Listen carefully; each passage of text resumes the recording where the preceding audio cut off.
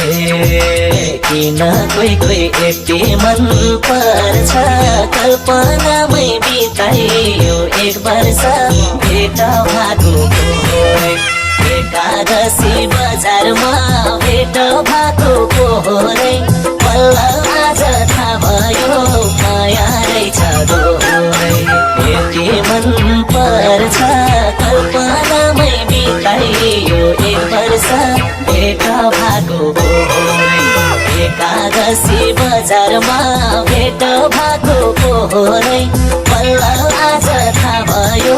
माया रहेछ दोहोरै एकादशी बजारमा भेट